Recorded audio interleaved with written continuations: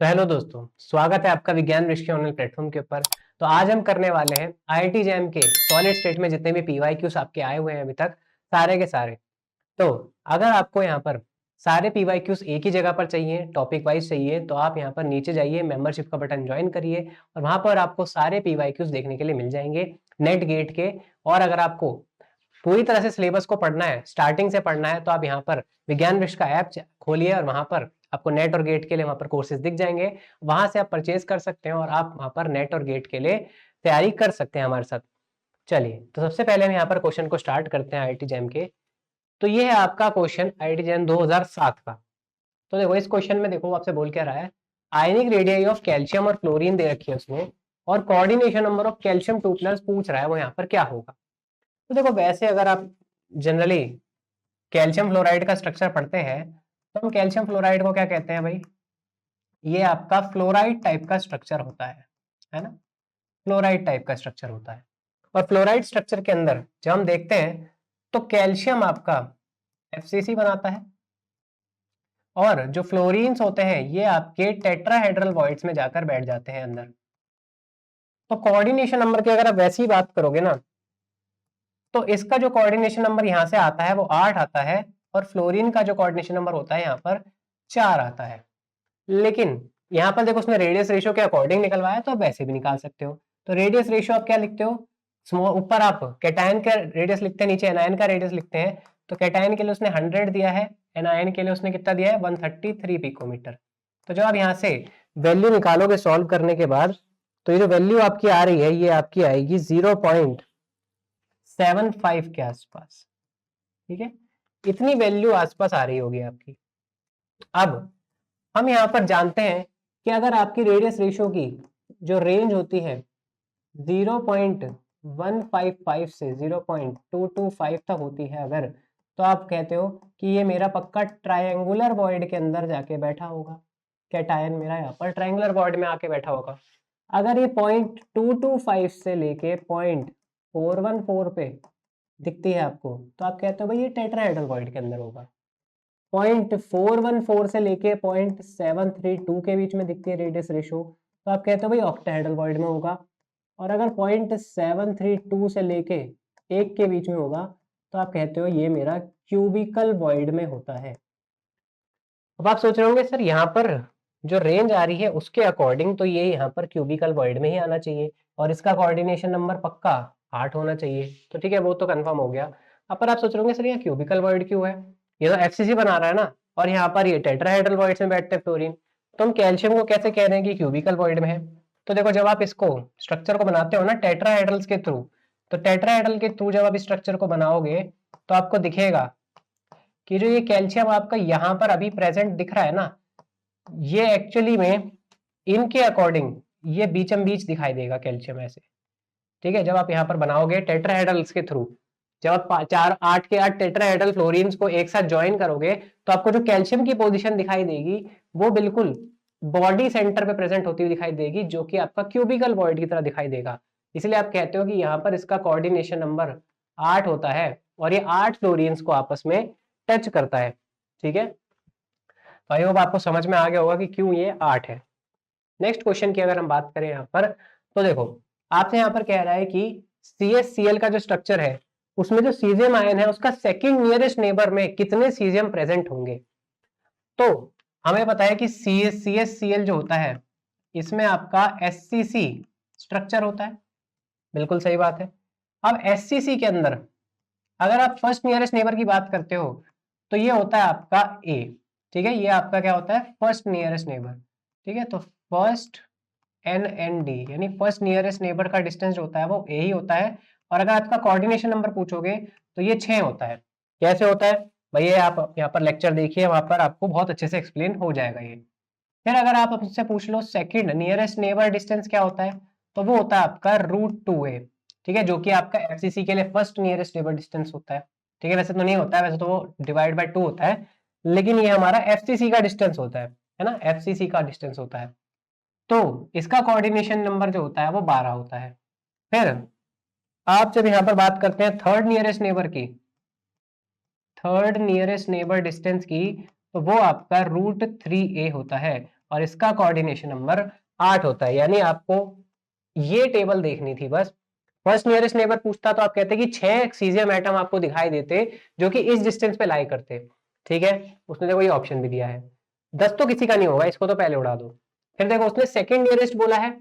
Second nearest आपका जो होगा फेस सेंटर्स पे लाई करता है, तो उसके अकॉर्डिंग अगर आप देखोगे तो आपको यहाँ पर सेकंड नियरेस्ट के लिए 12 एटम्स दिखेंगे जो कि √2a डिस्टेंस पे दिखाई देंगे।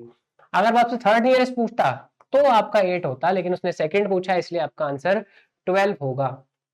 ठीक है, चलिए अगले क्वेश्चन की यहाँ पर हम बात करते हैं।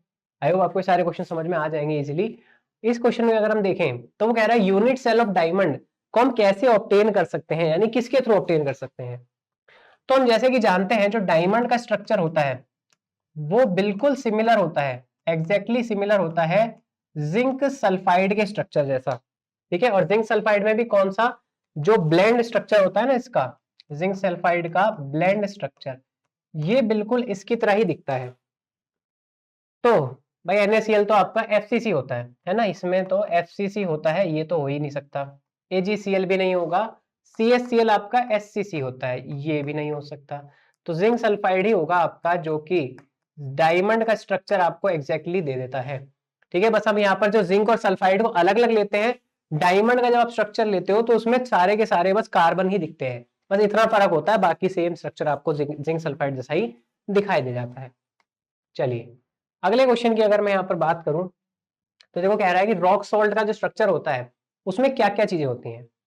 तो सबसे पहले अगर आप रॉक सॉल्ट के स्ट्रक्चर की बात करो या NaCl कह लो जिसे आप रॉक सॉल्ट, तो NaCl के अंदर जो आपका एनायन है या फिर क्लोरीन जो होता है वो आपका FCC बनाता है। ठीक है, अब ये जो आपका FCC बना है, FCC के बाद आपके पास दो ऑप्शन है, या तो ये ऑक्टाहेड्रल वॉइड में जा सकता है या फिर ये टेट्राहेड्रल वॉइड में जा सकता है, आपका जो बचा हुआ एटम है Na+। अब ये किसको चूज करता है, तो ये डिपेंड करता है रेडियस रेशियो के ऊपर, लेकिन मैंने यहाँ चार्ज के अकॉर्डिंग भी आपको बता रखा है कि जो Cl- का चार्ज यहाँ पर 1 है और FCC में 4 एटम होंगे Cl के, तो आपको कितने नंबर ऑफ एटम चाहिए यहाँ पर चार्ज को पूरा करने के लिए, तो 4 क्लोरीन है तो मुझे 4 ही सोडियम चाहिए होंगे। और हमें ये भी मालूम है कि जो ऑक्टाहेड्रल वॉइड्स होते हैं वो आपके Z के इक्वल होते हैं FCC के अंदर या फिर HCP के अंदर, और tetrahedral voids twice of Z के इक्वल होते हैं। यानी यहाँ पर 4 ऑक्टाहेड्रल वॉइड्स प्रेजेंट होंगे और 8 टेट्राहेड्रल वॉइड्स प्रेजेंट होंगे, कुछ इस तरह से। तो भाई 4 क्लोरीन के लिए 4 ही सोडियम चाहिए होंगे, तो इसलिए ये यहाँ पर 4 ऑक्टाहेड्रल वॉइड्स में जाना पसंद करता है। और आपके सारे के सारे आयंस जो कैटायन होते हैं वो 4 ऑक्टाहेड्रल वॉइड्स में दिखाई देते हैं। तो अब देख लो, वो कह रहा है कि CCP एरे बनता है एनायन का, CCP एरे मतलब FCC एरे, है ना। तो एनायंस FCC एरे बनाता है with cations in all the octahedral sides, यही बिल्कुल सही बात कह रहा है। इसके बाद देख लो, तो क्यूबिक क्लोज पैक कैटायंस के साथ बनता है लेकिन टेट्राहेड्रल साइट्स नहीं होती हैं। ठीक है, कभी भी कोई भी tetrahedral site rock salt structure में यूज ही नहीं होती हैं, ये गलत हो गया। इधर भी टेट्राहेड्रल बोल रहा है तो ये भी गलत हो गया। और ये HCP स्ट्रक्चर नहीं बनाता है, FCC बनाता है, इसलिए ये गलत हो गई। लेकिन एक बार और ध्यान रखना, अगर ये मान लो आपसे ये कह रहा होता ना a closed pack array of cations with anions in all the octahedral site, अगर ये टेट्राहेड्रल की जगह यहाँ पर ऑक्टाहेड्रल बोल देता ना तो भी ये स्टेटमेंट ठीक होती। अगर ये टेट्राहेड्रल की जगह यहाँ ऑक्टाहेड्रल बोलता तो भी ये स्टेटमेंट ठीक होती, लेकिन ये टेट्राहेड्रल बोलने की वजह से गलत है। ठीक है, तो ये ध्यान रखना, अगर ये MSQ वगैरह में आता आपसे तो यहाँ पर अगर ये ऑक्टाहेड्रल लिख देता तो ये स्टेटमेंट बिल्कुल करेक्ट होती। आई बात समझ में, क्यों होती है इस चीज का अगर आपको रीजन जानना है भैया क्लास में आइएगा, आपको बहुत डिटेल में बताया जाता है इसको कि किस तरह से इसको देखते हैं हम। ठीक है, चलिए अगले क्वेश्चन की बात करते हैं। ये है आपका बॉर्न लैंडेस इक्वेशन के ऊपर क्वेश्चन। देखो जैम के अंदर आप देखोगे तो बॉर्न लैंडेस इक्वेशन के पीछे पड़ा रहता है, कहीं ना कहीं क्वेश्चन को घुसा ही देगा इसके अंदर। तो बॉर्न लैंडेस इक्वेशन आपको क्या बताती है भाई, लैटिस एनर्जी बताती है।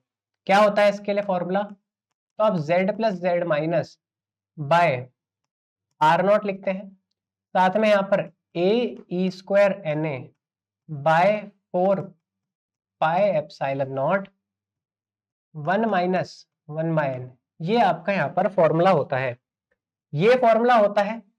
ठीक है, लेकिन यहाँ पर अब बार बार देखो इन सब की वैल्यूज तो नहीं निकालोगे ना, तो मुझे पता है कि ए जो होता है वो मेरा मेडलन कांस्टेंट होता है, जो कि डिफर कर सकता है, और एन भी मेरा डिफर करता है।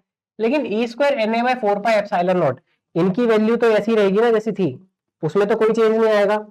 तो क्यों ना मैं इस वैल्यूज को थोड़ा सा यहाँ पर ऐसे लिख दूं जो मेरे को इजी रहे याद करने में, बार बार मुझे सॉल्व ना करना पड़े। तो आप यहाँ पर ना डेल्टा यू को कुछ इस तरह से भी लिख सकते हो, 0.13897 millimetre multiply with A cation ion का charge R naught 1 minus 1 by N.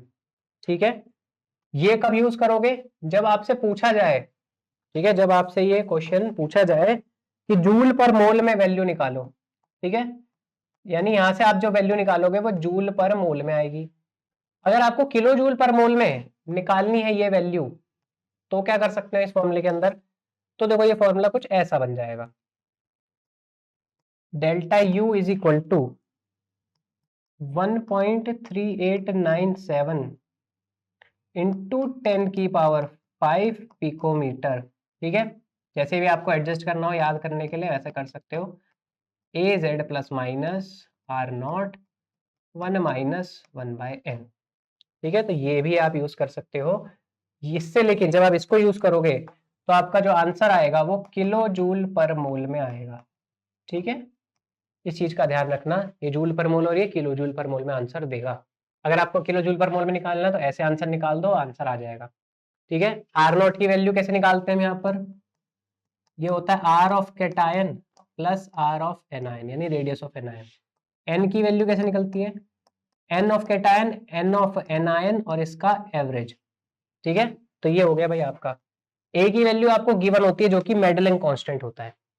अब चलिए क्वेश्चन पढ़ते हैं, उसने बोला क्या है?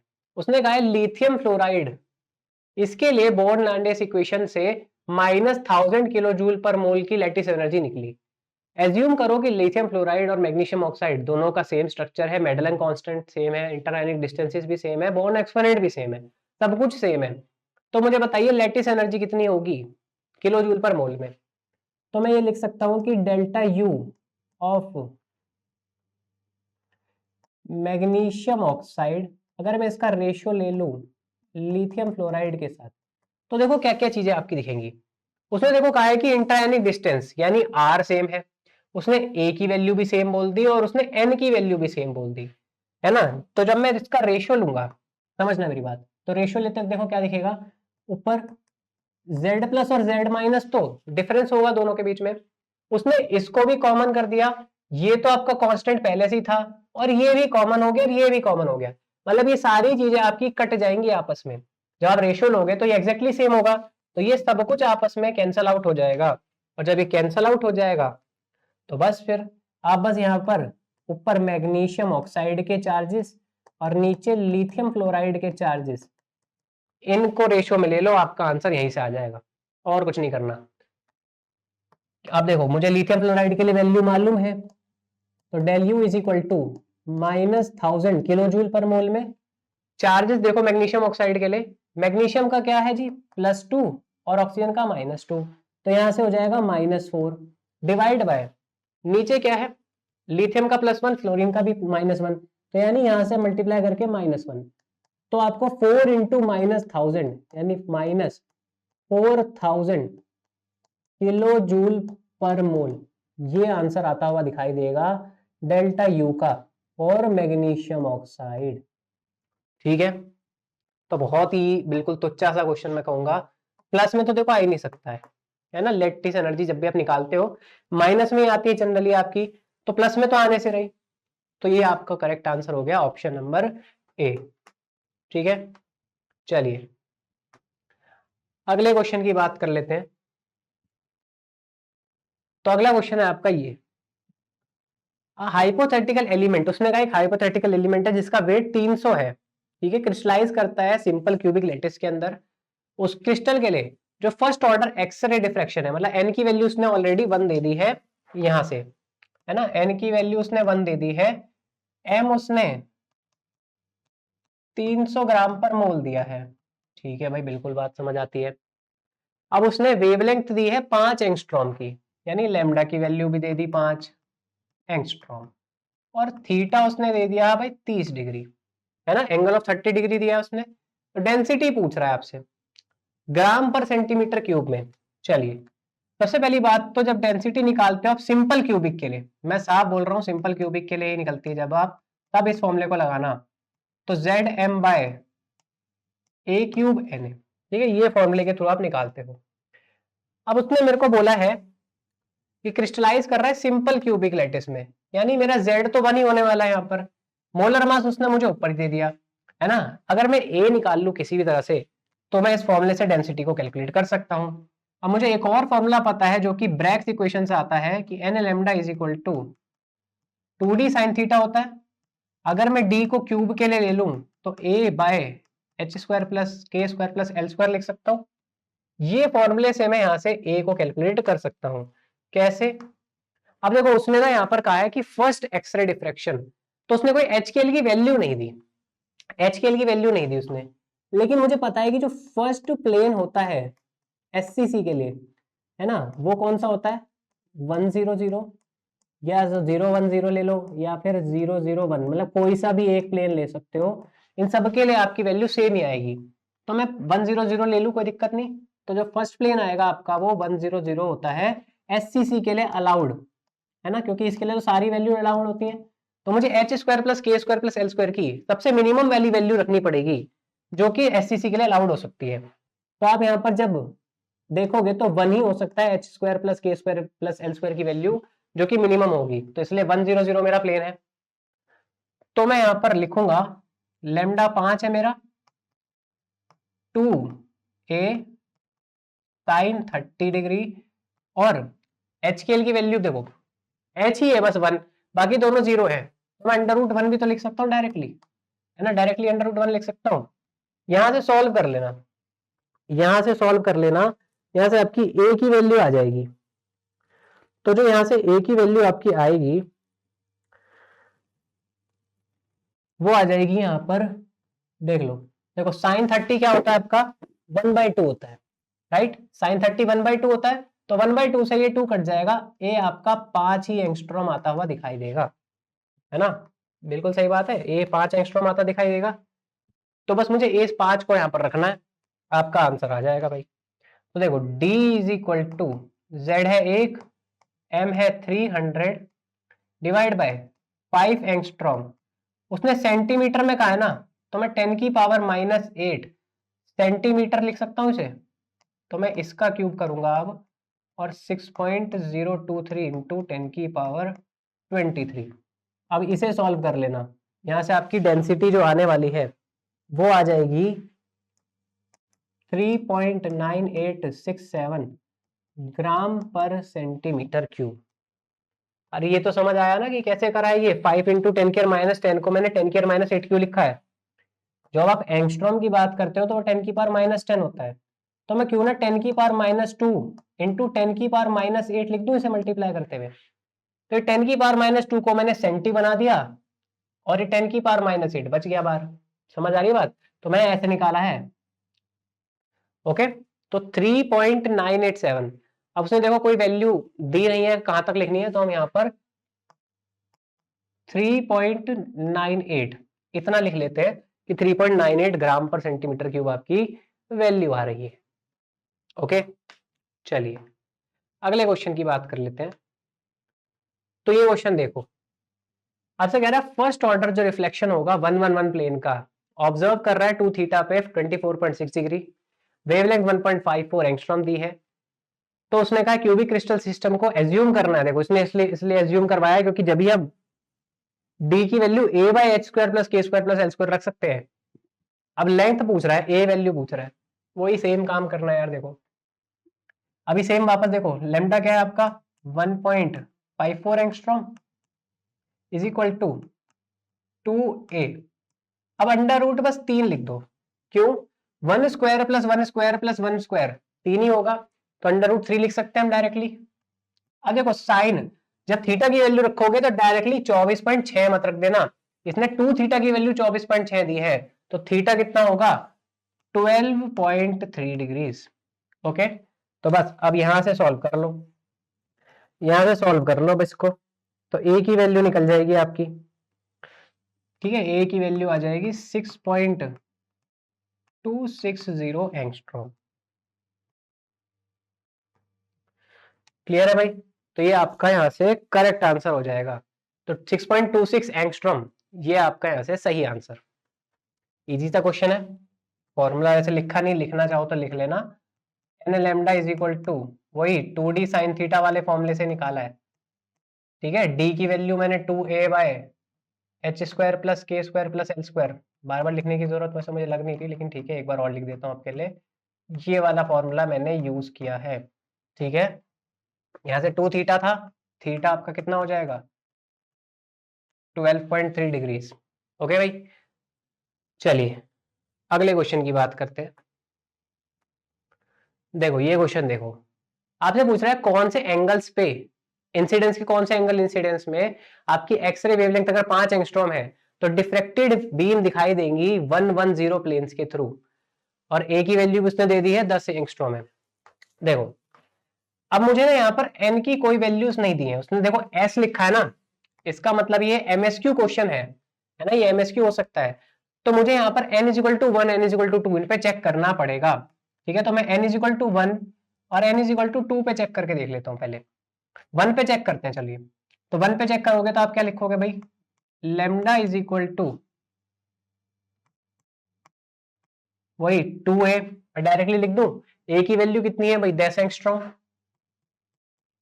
ठीक है, h और आपका एचकेएल प्लेन कितना है भाई 112, तो मैं यहाँ पर नीचे √2 लिख सकता हूँ, 1 का स्क्वायर प्लस 1 का स्क्वायर √2। और थीटा की वैल्यू देखो उसने, देखो कितनी दी है आपको, थीटा की वैल्यू उसने, अच्छा सॉरी थीटा तो आपको निकालना ही है, लैम्डा आपको दिया है, सॉरी लैम्डा आपको कितना दिया है भाई 5 एंगस्ट्रॉम। ठीक है, लैम्डा 5 एंगस्ट्रॉम दिया है, थीटा आपको निकालना है यहाँ से। चलिए सॉल्व कर लेते हैं। तो आपका यहाँ से साइन थीटा सॉल्व करोगे जब, तो जो साइन थीटा की वैल्यू आएगी वो आएगी √2/4, या फिर इसी को आप लिख सकते हो 0.3535। ठीक है, अब देखो मैं यहीं पर इसी के आगे देखो, अगर आप यहां से थीटा निकाल दो तो थीटा क्या होगा sine inverse of this value, और इसको सॉल्व करोगे तो ये वैल्यू आ रही है भाई 20.7 डिग्री, है ना। देखो कहीं दिख रही है क्या, हाँ देखो ये दिख रही है। देखो पहली आपकी जो रिफ्लेक्शन है वो 20.7 डिग्री आ रही है, तो आपको क्या लग रहा है कि अगर मैं n2 पर लूंगा तो आपका एंगल कम हो जाएगा। भाई देखो आपका जो थीटा है, आप ये लिखते हो ना n lambda is equal to 2d sine theta, है ना। तो आपको लगता है कि साइन थीटा की वैल्यू अगर मैं n बढ़ाऊंगा तो कम हो जाएगी।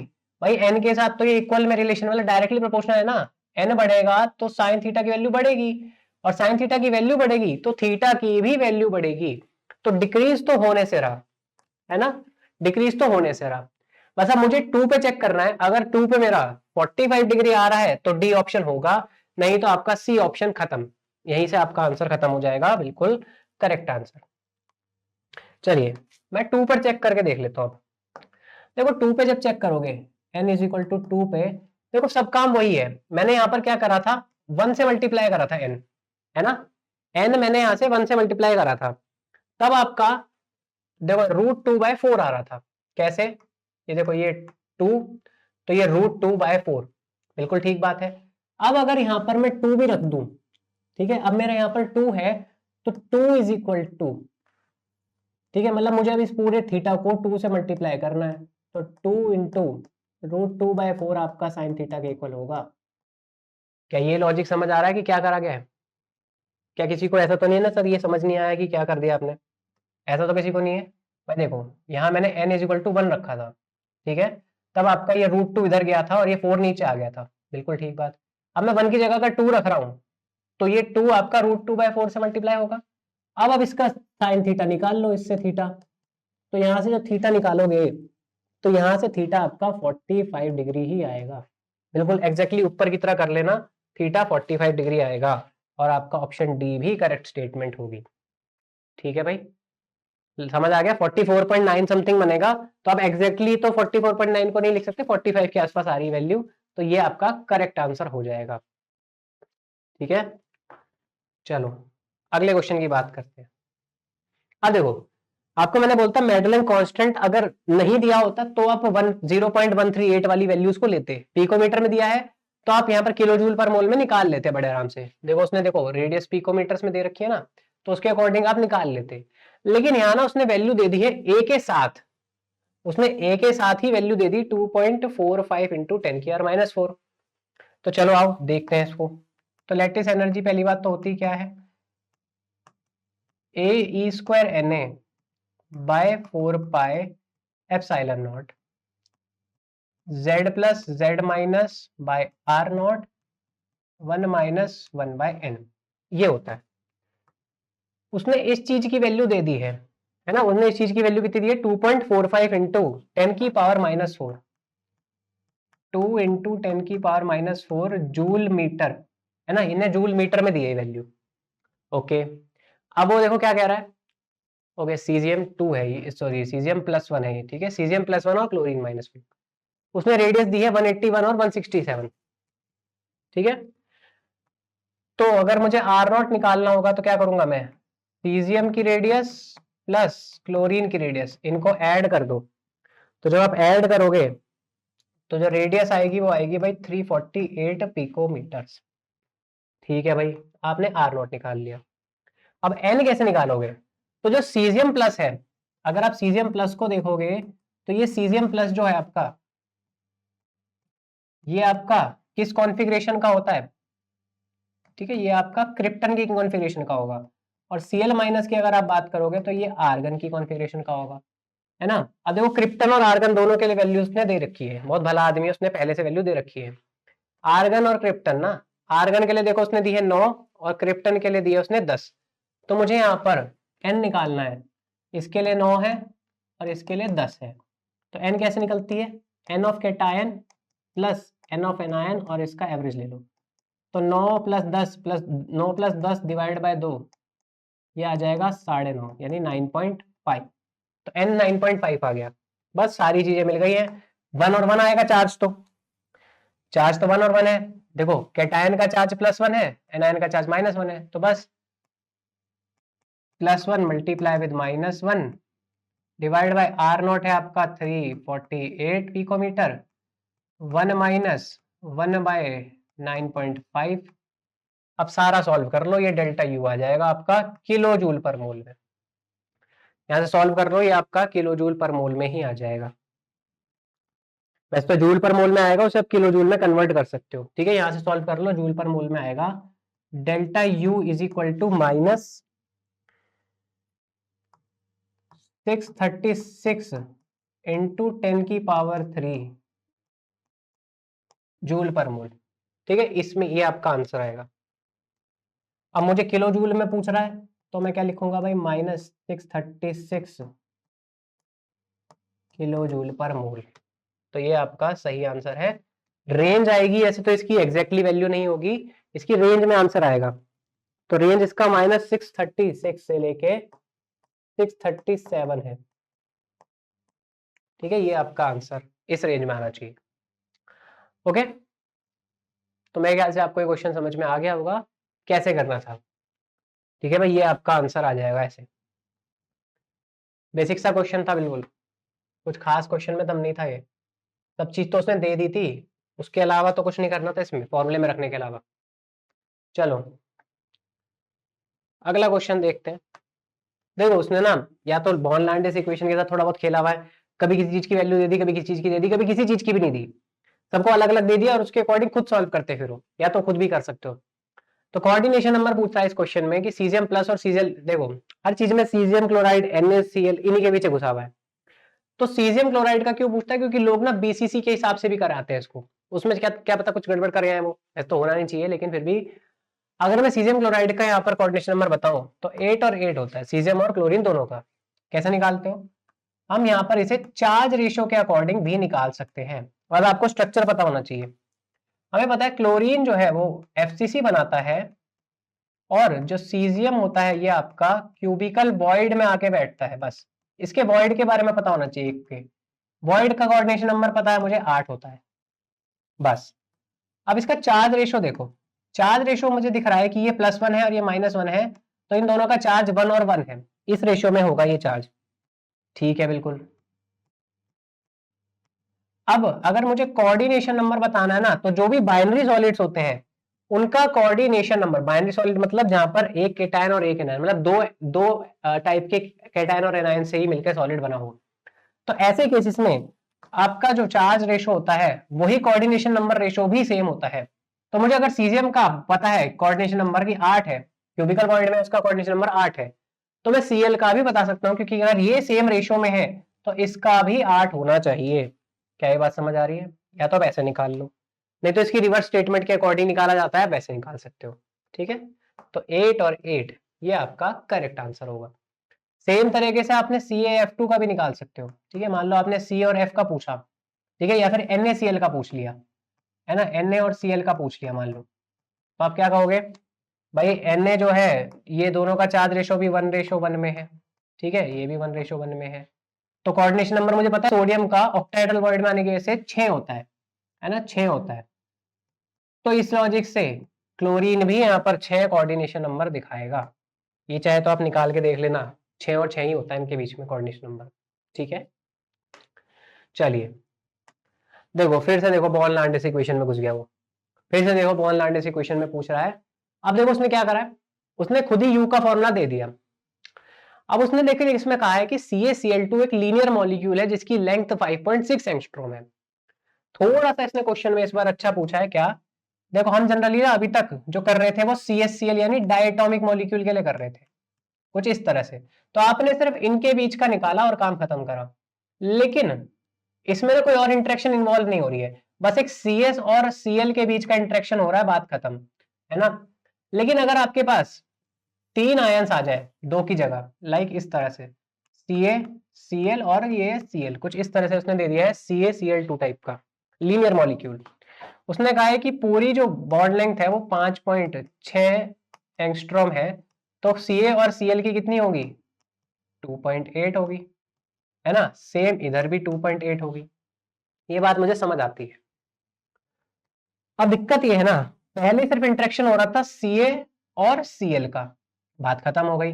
पर अब यहाँ पर एक Cl नहीं है, एक तो Cl यहाँ है, एक Cl यहाँ है, तो मुझे CaCl1 का भी इंटरेक्शन लेना पड़ेगा, CaCl2 का भी लेना पड़ेगा, और अपोजिट चार्जेस तो है ही, लेकिन अब यहाँ पर सेम चार्जेस वाले भी आ गए, तो ये क्लोरीन और क्लोरीन भी आपस में कुछ इंटरेक्शन करेंगे, तो इसकी वजह से मुझे 3 U निकालने पड़ेंगे, और इन तीनों U को निकालकर एडिशन करना पड़ेगा, और वो मेरा टोटल U होगा। ठीक है, समझ आ रही बात? जब आपके पास 2 ही आयन थे तो बस एक कैटायन और एक एनायन के बीच में चार्ज बन रहा था, आपने डायरेक्ट फॉर्मूला निकाला, काम खत्म हो गई। अब ये 3 की वजह से ना इसके साथ अलग होगा, इसके साथ अलग होगा, और इन दोनों के बीच में भी रिपल्शन हो रहे होंगे, उस वजह से भी कुछ लैटिस एनर्जी दिखेगी आपको। वैसे कुछ बचा नहीं है इस फॉर्मूले में, सब कुछ दे रखा है उसने, 1389.4 से मल्टीप्लाई करना है। आर की वैल्यू उसने देखो अभी बता दी मैंने क्या है, इसके लिए भी 2.8 एंगस्ट्रॉम है, इसके लिए भी 2.8 है, कैल्शियम और क्लोरीन के बीच में, लेकिन क्लोरीन और क्लोरीन के बीच में 5.6 है, ये ध्यान रखना। तो आप पूरा टोटल डेल्टा यू कैसे लिखोगे? Delta U of CaCl1 plus U of CaCl2 time, 2 time वाला मतलब 2 नंबर वाला 2, ठीक है, और तीसरा U ऑफ Cl1 और Cl2। ओके, कुछ इस तरह से। चलिए करते हैं सॉल्व। चलिए CaCl के हिसाब से देखो दोनों का सेम ही होगा ना, तो मैं क्यों ना इसे 2 से मल्टीप्लाई कर दूं, तो 2 से मल्टीप्लाई करके मैं लिख सकता हूं 13, और मैं 1389.4 को भी बाहर ले सकता हूं, है ना। तो 2, इसको तो मैं 1389.4 को मैं पहले बाहर ले लेता हूं, 1389.4 2 मल्टीप्लाई विद, यहां पर आपका Z प्लस और Z माइनस का चार्ज, Z प्लस क्या है? +2, ये कैटायन +2 है, और Cl का -1 चार्ज है, तो +2 और -1 आपका कितना हो गया? -2 डिवाइड बाय, यहां पर आपका R0 कितना है भाई? 2.8 एंगस्ट्रॉम है, बिल्कुल ठीक बात है, प्लस अब Cl और Cl के बीच में चार्ज कितना है? -1 इंटू -1, ये हो गया +1, ठीक है, डिवाइड में इन दोनों के बीच में कितनी बॉन्ड लेंथ है? 5.6 एंगस्ट्रॉम की। बस इसे सॉल्व कर लो, इसे सॉल्व कर लो। देखो क्या लिख सकते हैं इसे, 1389.4, ये हो गया -4/2.8 प्लस 1/5.6। एक काम कर सकते हैं, इनका रेशो इजीली हो जाए तो मैं इसको 5.6 बना दूं। कैसे बना सकते हैं, ऊपर भी 2 से मल्टीप्लाई कर दो, नीचे भी 2 से मल्टीप्लाई कर दो। तब आप जब आप ऐसे करोगे तो आप क्या लिख सकते हो, इसको -8 डिवाइड बाय 5.6, है ना। अब देखो ये सॉल्व करना थोड़ा इजी हो जाएगा, तो मैं इस पूरे को क्या लिख सकता हूं, -7/5.6 मल्टीप्लाई कर दो इसे 1389.4 से, और जब आप इसको सॉल्व करोगे, ठीक है, जब आप इसको सॉल्व करोगे तो ये वैल्यू आपकी आ जाएगी -1736.7 किलो जूल पर मोल में।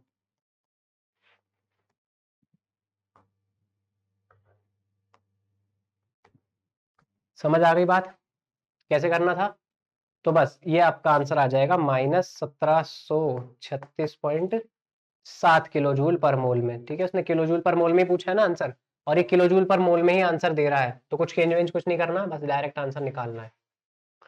ओके, इजी सा क्वेश्चन था बिल्कुल। बस थोड़ा सा यहाँ ध्यान रखना था कि इस चीज में जो आप कर रहे हो ना, इस चीज का थोड़ा सा ध्यान रखना था। ठीक है, समझ आ गया इस क्वेश्चन में क्या करना था। चलो नेक्स्ट क्वेश्चन की बात करते हैं। चलिए देखिए 2016 में आया ये क्वेश्चन भी। देखो फिर से वही डिफ्रैक्शन पैटर्न के ऊपर क्वेश्चन है, बिल्कुल बेसिक सा क्वेश्चन। इंटरप्लेनर सेपरेशन, डी की वैल्यू ही पूछ ली। मतलब एक क्वेश्चन देखो तो टफ दे दिया, तो दूसरे में सिर्फ डी की वैल्यू ही पूछ रहा है। तो भाई हमें पता है N lambda is equal to 2d sine theta होता है ना। उसने देखो एन की वैल्यू कुछ दे रखी है, नहीं दे रखी, तो हम 1 मान लेंगे जी। लैम्डा देखो उसने कितना दिया, 1.54 एंगस्ट्रॉम, मतलब वो एक्स रे लेके चल रहा है। ठीक है, डिवाइड बाय मैं 2 कर देता हूं, और साइन थीटा की वैल्यू देखो कितनी है, 10.4। ठीक है, 10.4, ये आपका डी के इक्वल हो गया। देखो ये 2 थीटा आपका 20.8 है ना, तो थीटा कितना हो जाएगा, 10.4 डिग्री। ओके, तो डी निकाल लो बस यहां से, अब तो कुछ नहीं बचा इस डी निकालने में। तो जब डी निकालोगे तो ये वैल्यू आपकी आ जाएगी डी की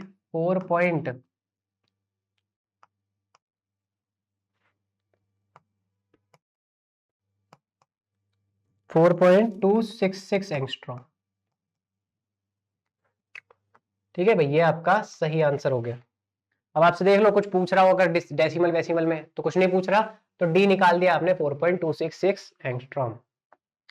चलिए, 2 ही क्वेश्चन आए थे। 2017 का क्वेश्चन अब आप देख लीजिए एक बार। कह रहा है सिल्वर क्रिस्टलाइज कर रहा है एक एफसीसी क्यूबिक लैटिस में, लैटिस पैरामीटर बता दो क्या होगा। अरे ये तो बहुत ही बेसिक सा क्वेश्चन हो गया आपके लिए, 12वीं क्लास से करते आ रहे हो। Density is equal to Z M by A cube N A, cubic crystal दिया है इसलिए हम यहाँ पर इसको लेके चलेंगे। अब देखो लैटिस पैरामीटर पूछ रहा है, मास ऑफ सिल्वर दे दिया उसने 107.87, डेंसिटी ऑफ क्रिस्टल भी दे दी है। तो बस अब तो कुछ भी नहीं पता, पिकोमीटर में लैटिस पैरामीटर निकालना है। चलिए मैं लिख सकता हूं इसे A cube is equal to, Z का एफसीसी के लिए 4 होता है, एम कितना दिया है यहाँ पर देखो 107, मतलब 107.87 ग्राम पर मोल। डेंसिटी देखो कितनी दी है, 10.5 ग्राम पर सेंटीमीटर क्यूब में दी है ना, पर सेंटीमीटर क्यूब में दी है। तो ये आपका देखो, इसको या तो आप सेंटीमीटर वैसे निकाल लो, या तो चलो आप सेंटीमीटर क्यूब में रख लो, ठीक है, बाद में कन्वर्ट कर लेंगे। 6.023 इंटू 10⁻23। अब देखो इसमें ए क्यूब की जगह अगर मैं ए लिखना चाहूं तो मुझे क्या करना पड़ेगा, इसका क्यूब रूट निकालना पड़ेगा। तो ऐसा क्यूब रूट निकाल लो। क्लियर है भाई, यहां से इसका क्यूब रूट निकाल लो। तो जब ए की वैल्यू निकालोगे ना, ए की वैल्यू निकालोगे तो ये आ जाएगा भाई 408.5 पिकोमीटर्स में। ठीक है, ये 408.5 पिकोमीटर्स में आ जाएगा। सॉल्व करके देख लेना, 408.5 पिकोमीटर में आ जाएगा ये। चलिए अब हम बात करते हैं नेक्स्ट क्वेश्चन की। कन्वर्ट कर लेना भाई इसको पिकोमीटर में, कहीं ऐसे निकाले आओ। सेंटीमीटर में आंसर आएगा यहाँ पर।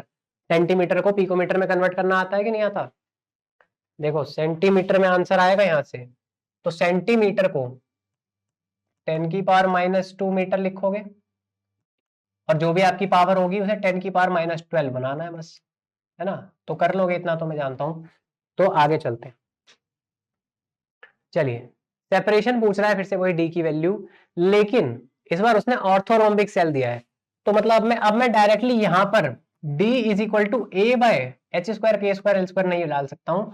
जो एक्चुअल फॉर्मूला होता है आपका वो होता है 1 by D square is equal to आपका H square by A square plus K square by L square, sorry K square by B square plus L square by C square.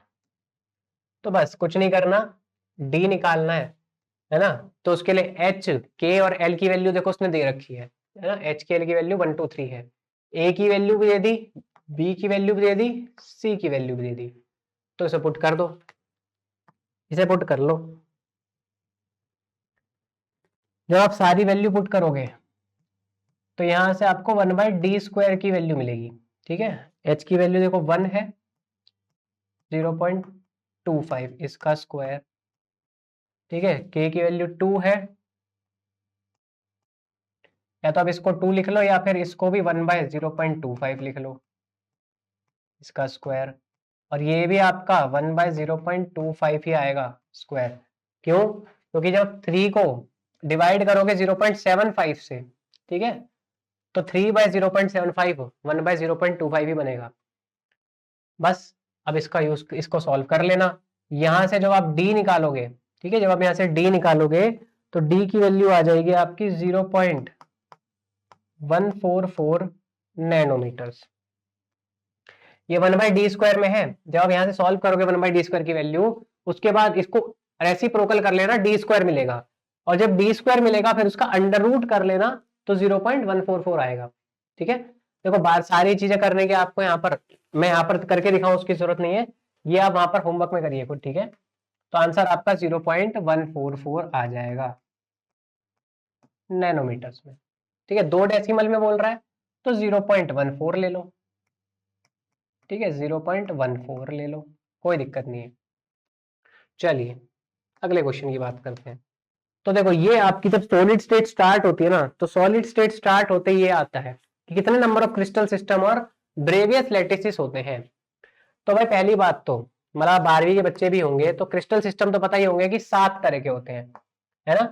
कौन कौन से? जो अभी मैंने बताया था CTO MHRT, है ना, सारे के सारे। और ब्रेवियस लैटिस कितने होते हैं आपके? 14 होते हैं।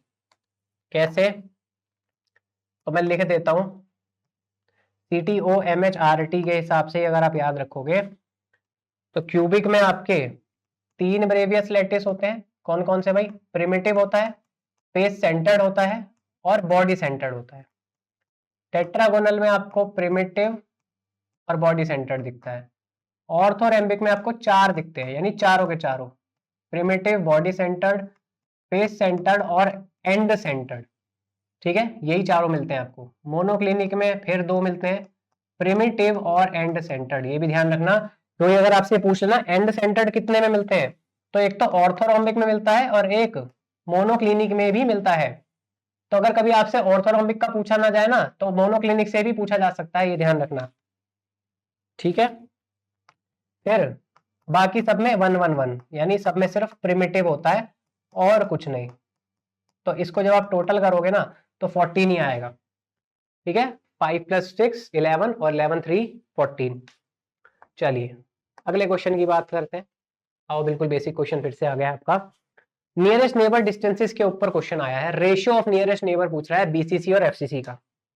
देखो कभी भी नियरेस्ट नेबर निकालना हो ना तो 2r की वैल्यू निकाल लो, है ना?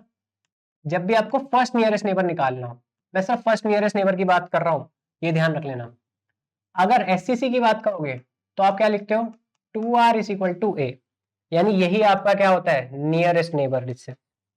ये जो आपका a आया है ना, यही नियरेस्ट नेबर डिस्टेंस होता है। फिर बात करोगे अगर बीसीसी की, तो बीसीसी के लिए रिलेशन क्या होता है, 4r is equal to √3a।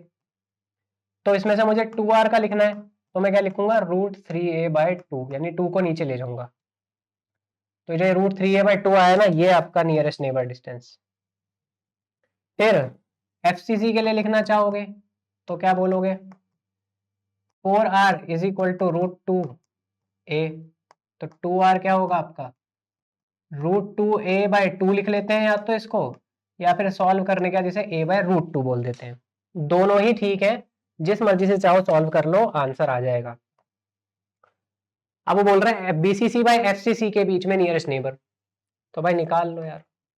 तो ये डिस्टेंस ऑफ बीसीसी और ये नियरेस्ट डिस्टेंस ऑफ एफसीसी, ये पता है मुझे √3a/2 है, ये √2a/2 है। निकाल लो यार, ये a/2 और a/2 कैंसिल हो जाएंगे, बचेगा क्या, √3/√2, जिसे आप ऐसे भी लिख सकते हो। ठीक है, तो आई थिंक एक ही ऑप्शन दिख रहा है मुझे, ए वाला। इजी सा क्वेश्चन था बिल्कुल, कुछ खास तो था नहीं। यही डिस्टेंस है, ये 2r लिखा है ना जो, यही है डिस्टेंस नियरेस्ट नेबर, यानी दो रेडियस के बीच का डिस्टेंस पूछ रहा है कि नियरेस्ट जो टच कर रहा हो डायरेक्टली। एटम टू एटम देखो, या तो नियरेस्ट में बोलता है एटम टू एटम टच कर रहा होगा, या फिर नियरेस्ट नेबर डायरेक्टली पूछ लेगा। किसी भी तरह से पूछ ले आपसे, आंसर सेम आना चाहिए आपका। ठीक है, चलिए ये क्वेश्चन देखते हैं। ये आपसे बोल रहा है फर्स्ट ऑर्डर रिफ्लेक्शन। ठीक है, यहां पर आपसे बोल रहा है फर्स्ट ऑर्डर जो रिफ्लेक्शन है एक्सरे का from 2 to 0 plane of copper crystal, ये ऑब्जर्व हो रहा है at glancing angle of 22 degree. बिल्कुल ठीक बात है। वेवलेंथ ऑफ एक्सरे पूछ रहा है कितनी यूज हुई होगी। कॉपर ने एफसीसी क्रिस्टल बनाया और यूनिट सेल, मतलब उसने देखो सब कुछ दे दिया है ना, ए की वैल्यू वगैरह सब दे दिया, लैम्डा निकालना रह गया है। तो बस ब्रैकेट्स लो यूज कर लेते हैं। क्या लिखेंगे भाई, N lambda is equal to 2a by, चलिए मैं वैल्यूज रख दूं डायरेक्टली। एन तो आपका देखो 1 है, ठीक है, तो आप लैम्डा लिखोगे, लैम्डा इज इक्वल टू 2, ए की वैल्यू देखो कितनी दी है, 361 पिकोमीटर, डिवाइड बाय, देखो 220 है ना, 220। अच्छा, एन की वैल्यू फर्स्ट ऑर्डर दिया ना, 1 दिया उसने, तो H square plus K square plus L square क्या लिखोगे, 2 का स्क्वायर 4 प्लस 2 का स्क्वायर 4 प्लस 0, यानी √8। ठीक है, मैं √8 नीचे लिख रहा हूं डायरेक्टली। साइन, अब थीटा देख लो कितना दिया है उसने, ग्लांसिंग एंगल दिया ना, तो ग्लांसिंग एंगल दे, ब्रैक्स एंगल दे, या डिफ्रैक्शन एंगल अगर दे रहा है तो अलग चीज है बस। बाकी किसी चीज के लिए भी आप लिखोगे तो वो 22 डिग्री दिया है, तो डायरेक्टली आप साइन 22 की वैल्यू डाल दो। बस कुछ नहीं करना यार, अब तो इसको सॉल्व कर लो, अब तो लैम्डा डायरेक्टली निकल जाएगा। तो जब इसको सॉल्व करोगे तो आंसर आएगा 95.6 पिकोमीटर। ठीक है, उसने देखो पूछा है किसी चीज में, हाँ पिकोमीटर में पूछा है, तो ठीक है पिकोमीटर में आंसर यही है। चलिए, इजी सा क्वेश्चन था बिल्कुल, राउंड ऑफ टू 1 प्लेस बोला है तो 95.6 बिल्कुल एक्यूरेट आंसर आएगा भाई। समझ आ गया इस क्वेश्चन में क्या करना था। चलो आओ अगला क्वेश्चन देख लो। ये क्वेश्चन देख लो, ये आया आपका आईआईटी जैम 2020, और जो टफेस्ट एग्जाम बोल रहे थे कि जैम का पेपर भी बहुत टफ बन गया था 2020 में, बहुत एग्जाम में बहुत कट ऑफ कम गई थी, ये उस एग्जाम की बात हो रही है। बोल रहा है फुलरीन जो है एफसीसी यूनिट सेल में है, क्रिस्टलाइज करती है, और एज लेंथ इसकी 14.14 एंगस्ट्रॉम है। अब देखो घुमाने के लिए देखो उसने कहानी कितनी लिखी है, देखो उसने कितना घुमाने की कहानी लिखी है। कह रहा है एक C60 जो है सेंटर कर रहा है एक लैटिस पॉइंट के साथ, स्मॉलेस्ट डिस्टेंस बताओ दो सेंटर के बीच में C60 के। अच्छा मुझे ये बताओ, R और R का smallest distance nearest neighbour distance नहीं कहलाता क्या? क्या नियरेस्ट नेबर डिस्टेंस नहीं कहलाता क्या? है ना, कहलाता है कि नहीं कहलाता? तो क्या पूछ रहा है वो एफसीसी के लिए, नियरेस्ट नेबर डिस्टेंस ही पूछ रहा है एफसीसी के लिए। ठीक है, ये नियरेस्ट नेबर डिस्टेंस है भाई, नियरेस्ट नेबर डिस्टेंस, यानी 2r क्या होता है, a/√2। ए की वैल्यू कितनी दी है 14.14। बाकी सब राम कथा लिखने की कोई मतलब मैं कहूंगा उसे कोई जरूरत ही नहीं थी देखने की। 14.14 यानी 14.14 को डिवाइड कर दो √2 के साथ और आपका यहां से जो आंसर आएगा वो आएगा 9.998 एंगस्ट्रॉम। अब देखो उसने यहाँ पर round off two decimal place का है तो इसको राउंड ऑफ करके या तो 10 एंगस्ट्रॉम लिख दो, ठीक है, 10.00 एंगस्ट्रॉम डायरेक्टली ये लिख दो, है ना, क्योंकि अब 9.998 को कितना भी राउंड ऑफ कर लो वैल्यू कुछ नहीं आने वाली, तो अब 10.00 एंगस्ट्रॉम लिख सकते हैं आंसर। इजी सा क्वेश्चन था बिल्कुल, और कुछ नहीं करना था। चलिए ये देख लीजिए, जैम 2021 का क्वेश्चन है और ये आपका ISC बैंगलोर ने बनाया था। तो मैग्नीशियम ऑक्साइड बोल रहा है क्रिस्टलाइज कर रहा है रॉक सॉल्ट स्ट्रक्चर को विद यूनिट सेल लेंथ 2.12। ए की वैल्यू दे दी है 2.12 एंगस्ट्रॉम। कह रहा है रॉक सॉल्ट में बन रहा है, तो मुझे एक रिलेशन पता है रॉक सॉल्ट के लिए कि A is equal to 2 radius of cation plus radius of anion के इक्वल होता है ना। ये बात मुझे यहां से पता है, रॉक सॉल्ट स्ट्रक्चर के अंदर एक रिलेशन आता है और ये FCC के लिए होता है, ठीक है, रॉक सॉल्ट मतलब FCC के लिए। BCC के लिए होता तो √3 A में होता, ठीक है, √3 A is equal to 2R + R होता अगर ये BCC के लिए होता तो।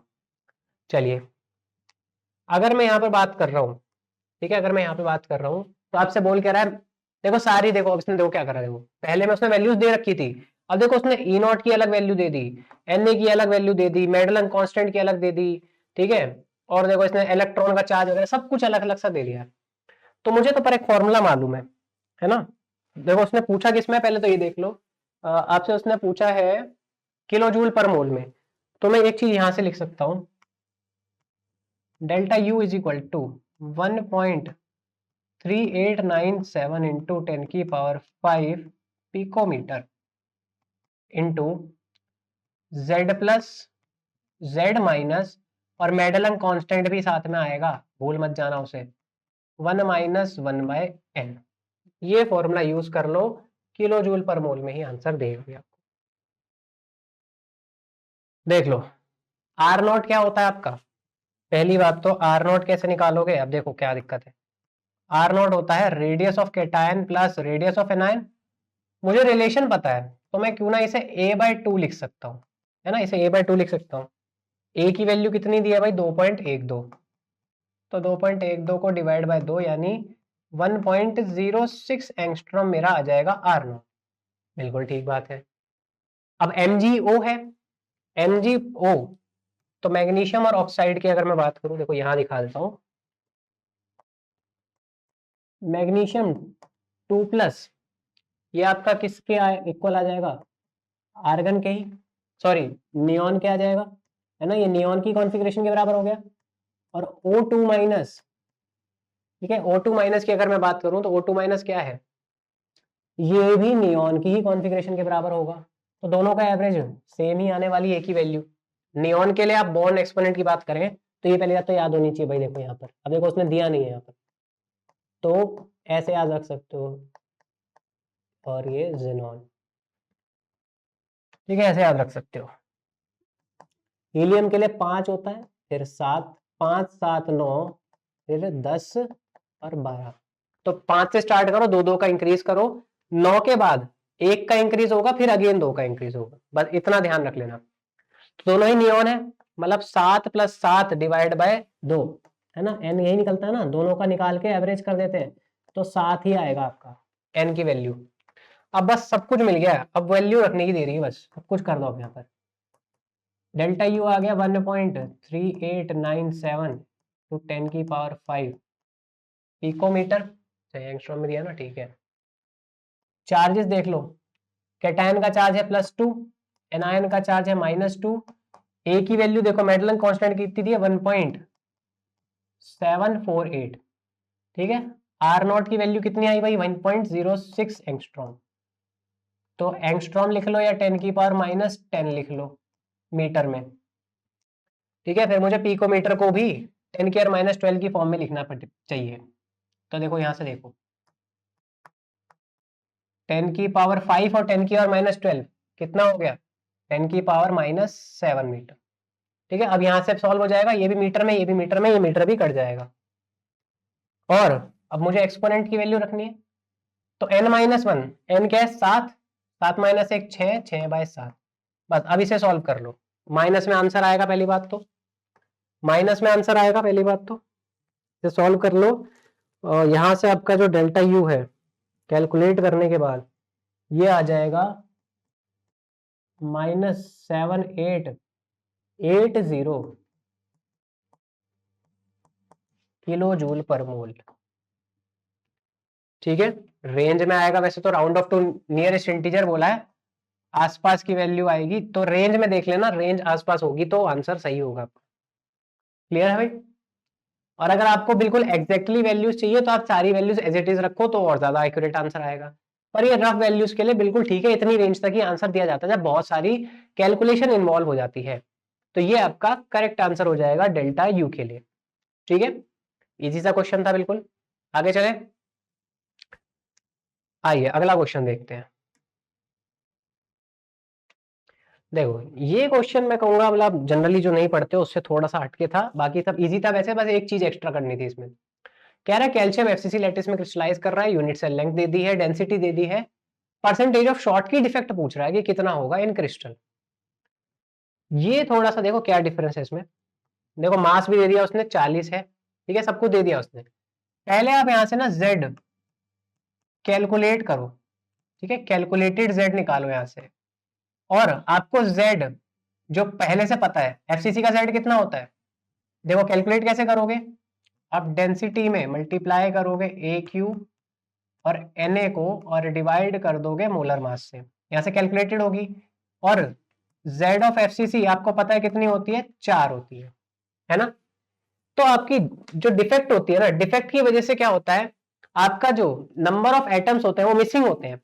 समझ मेरी बात, यहाँ पर क्या कह रहा है, वो कौन सा डिफेक्ट दिखा रहा है, शॉर्ट की डिफेक्ट। तो शॉर्ट की डिफेक्ट में एक्चुअली में वो कह रहा है आपकी डेंसिटी पहली बात तो डिक्रीज हुई होगी।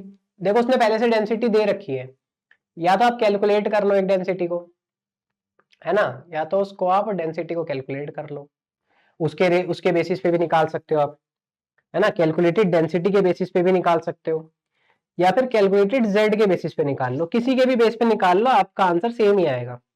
ठीक है, आंसर तो सेम ही आएगा। आप चाहो तो यहाँ से डेंसिटी कैलकुलेट कर लो, उससे आंसर आ जाएगा। डेंसिटी कैलकुलेट करना, और थ्योरेटिकल डेंसिटी उसने आपको यहाँ पर वैसे दी नहीं है ऑब्जर्व्ड वैसे, लेकिन ठीक है, हमें जेड के हिसाब से निकाल लेना चाहिए, चलिए कोई नहीं, डेंसिटी के हिसाब से भी निकालोगे तो भी वैसे आंसर सेम आ जाएगा। ठीक है, उसने कुछ बोला नहीं है, पर फिर भी आप मान सकते हैं कि इसने इसको ऑब्जर्व्ड डेंसिटी दी होगी, है ना, ये मान सकते हैं कि ये ऑब्जर्व्ड डेंसिटी है, हम ये मान सकते हैं। चलिए कोई नहीं, तो अब यहाँ से z कैलकुलेट कर लो चाहो तो z जब कैलकुलेट करोगे तो d की वैल्यू कितनी है भाई, 1.4848, a की वैल्यू है 5.56, इसका ये देखो सेंटीमीटर में गिवन है ना, तो इसे 10 की पावर -8 और यहाँ क्यूब मल्टीप्लाई विद 6.023 इंटू 10 की पावर 23 होल डिवाइड कर देना इसे 40 से। ठीक है, कैल्शियम का मोलर मास है जो कि यहाँ से सॉल्व कर लेना, यहाँ से z की वैल्यू आएगी 3.84 के आसपास। ठीक है, 3.84 के आसपास। अब देखो z की वैल्यू आपकी 3.84 के आसपास आ रही है, जो आपने कैलकुलेट करी है, डेंसिटी वगैरह डाल के आपने जो कैलकुलेट करी है वो 3.84 के आसपास आ रही है।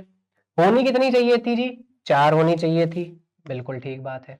मतलब मुझे दिख रहा है कि कुछ एटम्स यहाँ से मिस हुए हैं, है ना, कुछ एटम मिस होकर यहाँ से यहाँ तक पहुंच गया, इसलिए इसलिए इसकी z की वैल्यू डिक्रीज हो गई। तो कितना डिफरेंस आया, यही तो परसेंट डिफेक्ट होगा ना, परसेंटेज जो डिफेक्ट होगा वो क्या होगा, ये कितना मेरा मिस हुआ, रिलेटिवली, रिलेटिवली तो निकालते हो ना डिफेक्ट में, परसेंटेज क्या होगा, जो भी रिलेटिव निकालोगे। मतलब पहले कितने थे, 4 थे, अब कितने हैं, जो डिफरेंस कितना आ गया, अब कितने का डिफरेंस आ गया, 0.16 का, है ना, 0.16 का मल्टीप्लाई विद 100। ये होता है भाई आपका परसेंटेज निकालने का तरीका। ठीक है, ये होता है परसेंटेज निकालने का तरीका। तो यहां से देखोगे तो ये आपका 4% के आसपास आएगा। ठीक है, ओके, उसने 1 डेसिमल प्लेस। अच्छा, थोड़ा सा और एक्यूरेट भी ले सकते हो। ठीक है, वैसे तो ये वैल्यू 3.842 आएगी। ठीक है, 3.842 आएगी। तो आप चाहो तो इसको और एक्यूरेट ले सकते हो। तो 4 माइनस 3.482 डिवाइड बाय 4 इंटू 100 ऐसा कर लो। ठीक है, ऐसा कर लो। या तो जब इसको करोगे तो और एक्यूरेट आंसर आएगा। और एक्यूरेट आंसर आपका ये आएगा 3.94%। क्लियर है? तो इतना परसेंट आपका शॉर्टकी डिफेक्ट आ गया है। 1 डेसिमल प्लेस तक बोल रहा है तो हम 3.9 बोल सकते हैं। इतना डिफेक्ट आपको दिखाई देगा। क्या ये समझ आ गया कि क्या कर रहे हो? देखो, एक तरीका होता है कि आप जेड के थ्रू निकाल लो। ठीक है, एक तरीका हो गया कि ये जेड के थ्रू निकाल लो। एक और मेथड होता है, आपने डेंसिटी कैलकुलेट करते हैं वहां जेड की वैल्यू 4 रखते, एम की वैल्यू रखते, नीचे ए क्यूब और एन ए की वैल्यू रखते, ये आप निकालते डेंसिटी कैलकुलेटेड वाली। और एक डेंसिटी आपको जो ऊपर दे रखी है थ्योरेटिकल वाली, वो है 1.4848। अब देखो, सीधी बात है, शॉर्ट की डिफेक्ट की वजह से जो डेंसिटी आपकी ये दी गई है उससे तो कम ही आएगी आप जो कैलकुलेट करोगे। तो जो भी कैलकुलेट करोगे, यहाँ पर मान लो आपकी एक्स वैल्यू आई, तो वो एक्स सीधी सीधी बात है कम होगी 1.4848 से, है ना? ये बात तो कंफर्म है। जब आप सेंटीमीटर ग्राम पर सेंटीमीटर के रूप में निकालोगे तब तो ये कंफर्म है कि आपकी ये कम आएगी। तो मुझे क्या दिख रहा है, डेंसिटी कम क्यों हो रही है? क्योंकि कुछ एटम मिस हुए होंगे। तो आप क्या करोगे, जो थ्योरेटिकल की डेंसिटी थी वो ज्यादा थी, कैलकुलेटेड की कम थी, डिफरेंस निकालोगे। जो डिफरेंस है उसको किसके रिलेटिव देखोगे, जो आपकी थ्योरेटिकल होनी चाहिए थी उसके रिस्पेक्ट में। तो इससे भी जब निकालोगे ना तो भी आंसर आपका 3.9 इसके आसपास ही आना चाहिए। ठीक है, ये परसेंटेज शॉर्ट की डिफेक्ट ऐसे निकलेगा।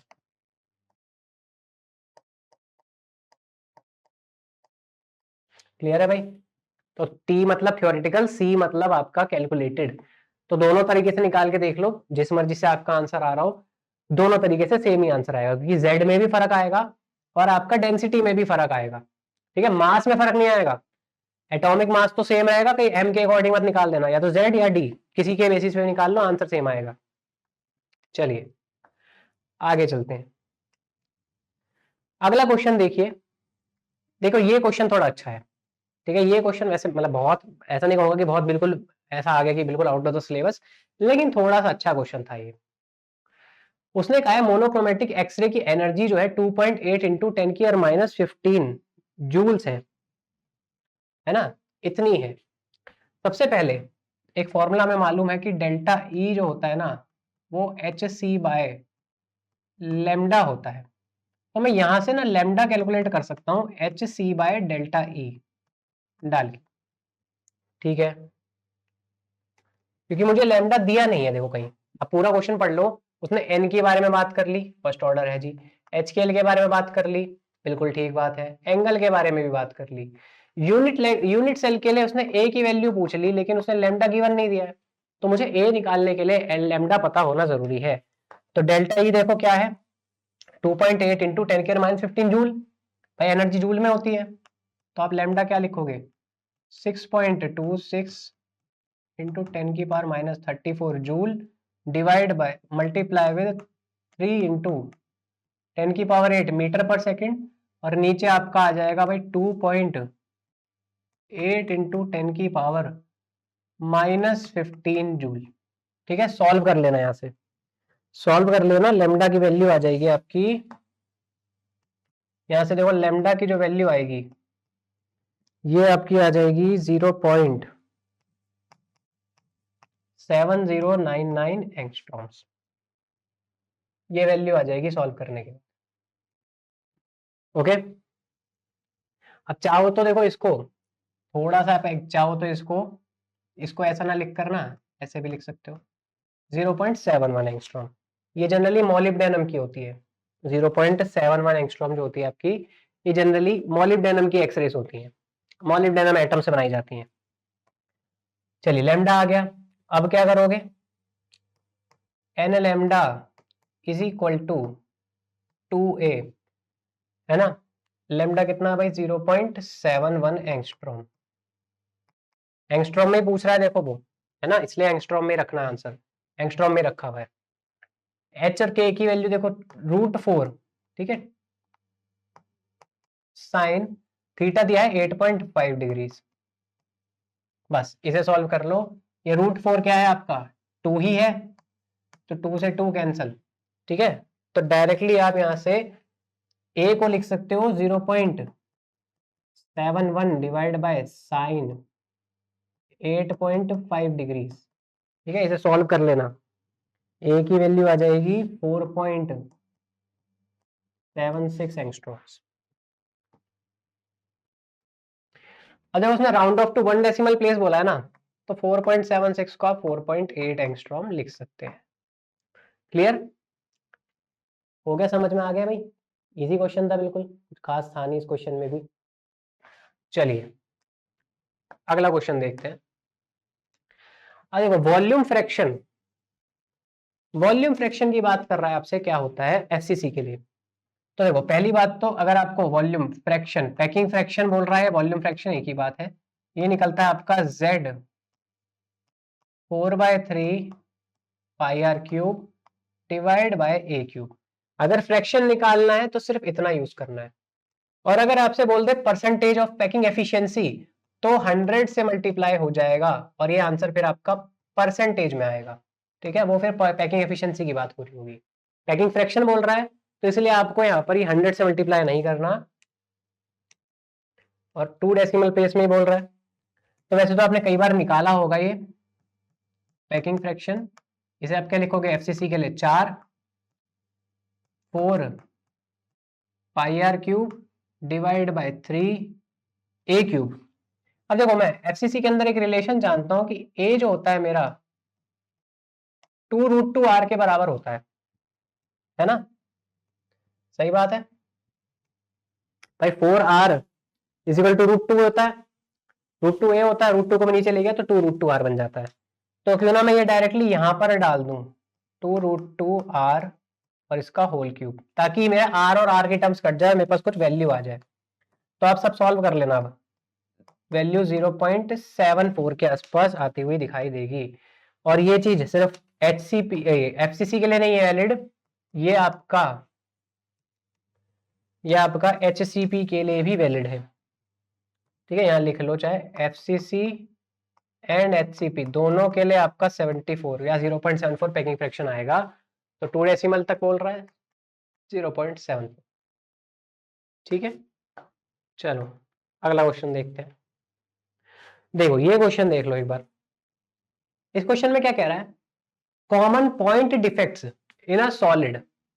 देखो इसमें ना बहुत सारे बच्चे कंफ्यूज हो गए थे, ये मतलब सर नया कुछ पूछ लिया, ये वाइट्सलीफ इफेक्ट, सुजुकी डिफेक्ट, पर ये पॉइंट डिफेक्ट नहीं होते हैं और कॉमन नहीं होते हैं। अगर पॉइंट डिफेक्ट है भी तो ये आपके कॉमन में नहीं आते हैं, ठीक है। तो ज्यादा जहां पर भी पूछ लेना, समझ लेना, वहां पर ज्यादा दिमाग लगाना नहीं है, कंफ्यूज करने के लिए दिया हो सकता है।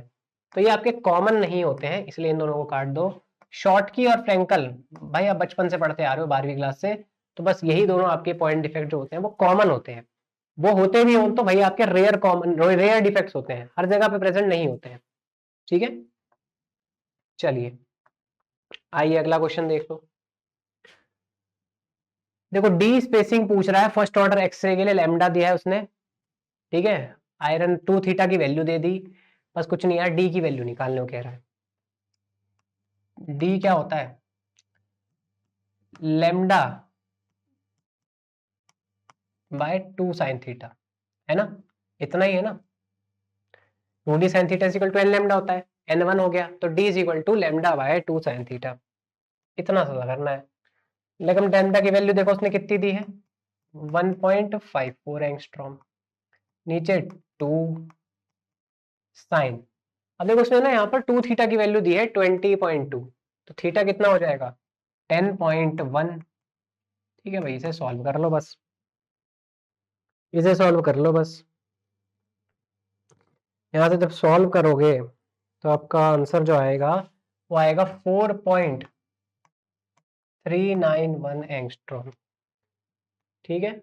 ये आपका सही आंसर होगा 3 डेसिमल प्लेस तक ही कहा है तो कोई दिक्कत नहीं है, हम तीनों को भी लिख सकते हैं। तो 4.391। ठीक है भाई, चलिए अगला क्वेश्चन देख लो। वो बोल रहा है ऑल पॉसिबल लैटिस टाइप्स किस में ऑब्जर्व हो सकते हैं। तो देखो अभी मैंने बताया था जब ब्रेवियस लैटिस की टेबल पढ़ाई थी कि आपका ऑर्थोरोम्बिक ही एक ऐसा है, ठीक है, ऑर्थोरोम्बिक ही एक ऐसा है जिसके अंदर primitive, body centred, face centred और एंड सेंटर्ड चारों दिखते हैं। ठीक है, इनमें आपको 3 2, ठीक है, 3 2 3 3 2 या 2 ऐसे ही दिखेंगे, पर एक ऑर्थोरोम्बिक ऐसा है जिसमें सब कुछ दिख जाएगा। क्लियर है भाई? तो इसलिए आंसर आपका ऑर्थोरोम्बिक क्रिस्टल सिस्टम हो जाएगा। चलिए अगले क्वेश्चन की बात करते हैं। ये आया आपका आईटी जैम 2023 के अंदर। देखो ऐसा ही क्वेश्चन, बस सेम वैल्यूज नहीं थी, डिफरेंट वैल्यूज थी। पहले आपने करा हुआ है ना, पहले भी आपने करा हुआ है।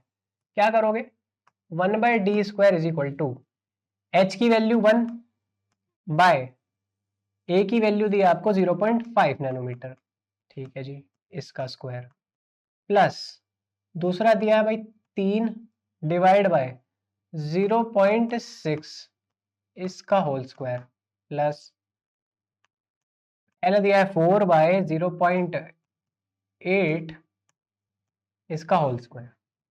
ठीक है भाई, यहां से अब 1/d² की वैल्यू आएगी, फिर से ऊपर करना, 1/d² की वैल्यू बता देता हूँ कितनी आएगी, चाहो तो लो इस बार 1/d² की वैल्यू भी बता देता हूँ। 1/d² की वैल्यू आपकी 54 आएगी, सॉल्व कर लेना। ठीक है, फिर आप यहां से जब d निकालोगे तो ये आ जाएगा 0.136 के आसपास। ठीक है, 136 के आसपास आएगा, तो ऑप्शन ए आपका करेक्ट आंसर होगा। समझ आ गया भाई?